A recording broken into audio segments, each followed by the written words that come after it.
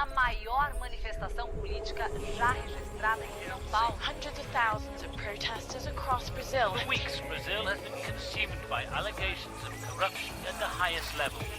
De processo de impeachment contra a presidente Dilma Rousseff. The leftist leader is being blamed as Operation Car Wash nears her inner circle. Hello, I'm Barbara Serra, and you're at The Listening Post. These are some of the stories we're looking at this week. The pressure ramps up on the streets and in the media against embattled Brazilian President Dilma Rousseff. In South Africa, a complex relationship between the Zuma government and news outlets in the country. And he may be getting more coverage than anyone else in the U.S. election race, but Donald Trump definitely does not like the media. They are the worst. In the past week, Brazilians have had wall-to-wall coverage of a political scandal threatening to bring down the country's government. Last Sunday, more than 1 million people demanded the removal and impeachment of President Dilma Rousseff. It was the latest development in a 2-year-long story, an investigation called Operação Lava Jato, Operation Car Wash. The investigation centers on a billion-dollar corruption scandal at Brazil's mammoth oil corporation, Petrobras.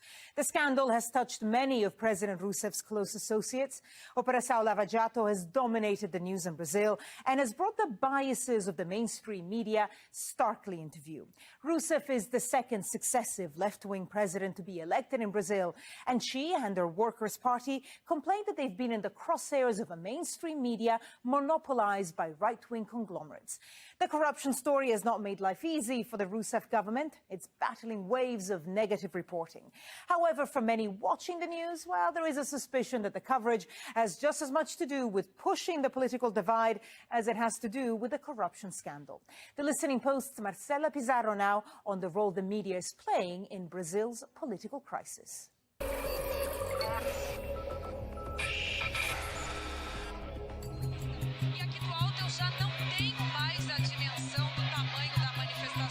On Sunday the 13th of March, Brazil's largest broadcaster, TV Globo, suspended its regular programming to cover protests across the country. The media had spent a lot of airtime in the run-up, urging people to take to the streets to demand the impeachment of President Dilma Rousseff. Rousseff isn't under investigation herself. Who turned up to protests says a lot about Brazilian politics, society, and its media. The demographic profile of people who went to the streets last Sunday is very particular. They're like upper middle class, white. They're from the southeastern part of Brazil, I mean the richest part of Brazil. So, you know, there is this bunch of very discontent white middle class folks who do not like the Workers' Party from the beginning, I guess. And this sentiment has been fed and also augmented or increased by the media. And there was one photograph that went viral on Brazilian media that was absolutely outstanding. It was this middle-aged, middle-class couple going to the demonstrations, and right behind them there was the nanny push-pramming the toddlers. And that's it. You know, you can protest, you can drink. There are a lot of people drinking champagne at this huge... it was a bit of a demonstration carnival, but she has to go there to take care of the toddlers, even in the middle of the demonstration. So this, in a nutshell, is the portrait of Brazilian society. If you don't understand that, you don't understand nothing that's going on at the moment. Brazil is a country of 200 million. Its deep social divides have been at the heart of national politics. For over a decade, the left-wing Workers' Party, led by former President Lula da Silva, oversaw a period of significant economic and social change. The media system, however, remained remarkably untouched. 5 families, amongst the richest in Brazil, control 70% of the mainstream media. Grupo Globo, owned by the Marinhos, runs the TV Globo network. The Cevita family owns Grupo Abril. That publishes Brazil's most read news weekly, Veja. Grupo Folha is owned by the Frias family. The Sards own Grupo Bandeirantes, and the Macedos own Grupo Records. All 5 families have been part of the Brazilian establishment, the ruling class, for decades. Neither Lula nor Rousseff pushed for diversity of ownership in the media landscape.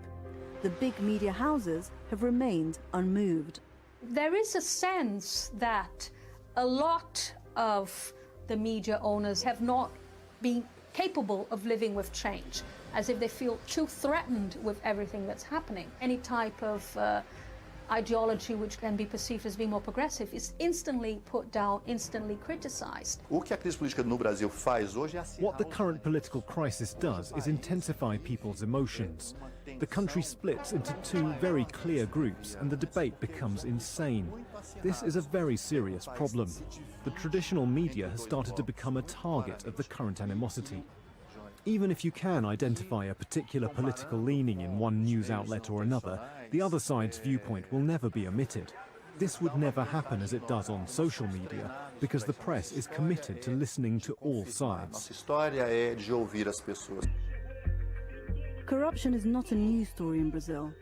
However, no investigation has been as big as Operation Car Wash. At the center of the scandal is the oil behemoth Petrobras. Its executives are accused of taking bribes and making illicit political donations. President Rousseff was head of the corporation between 2003 and 2010. She'd been cleared of any wrongdoing, but more than 30 members of her government are under scrutiny, including her mentor and predecessor, Lula da Silva. This is a big story, meriting aggressive coverage, but news outlets have been spurred on further by the head of the investigation, the media-savvy judge Sergio Moro.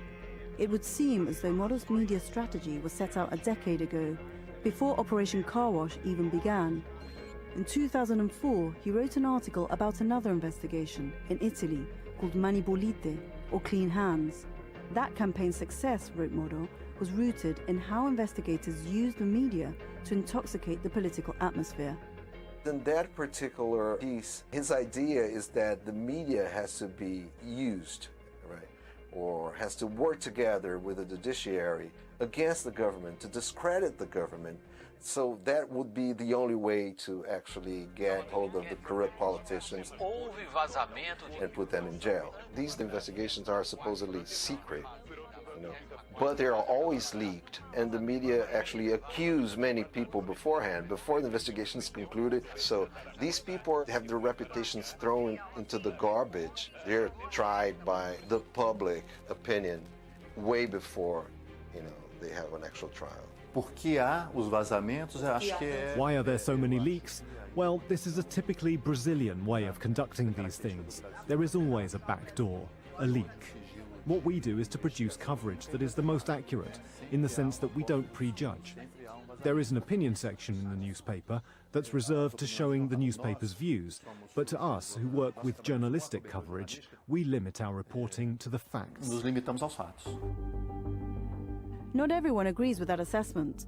Over the past 2 years, the news magazines Veja and Época have been criticized for their thinly sourced reporting on this story.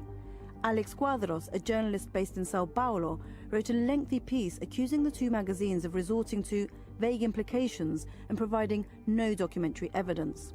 And during an evening bulletin on TV Globo this month, protesters stood behind one correspondent holding signs that read, "Globo wants to incite a coup, it wants to burn the country." What people have become more conscious about is the ways in which sectors of the media are trying to make political advantage of this issue and thus force an impeachment, force a type of soft coup now through the justice system. It's very shoddy journalism because there's no proof, it's just innuendo. For the developing world, this is one of the most important stories of the past few years and for the foreseeable future, because it's a corruption war, it's a political economic crisis mixed with an information war at the same time. So everybody has to pay attention.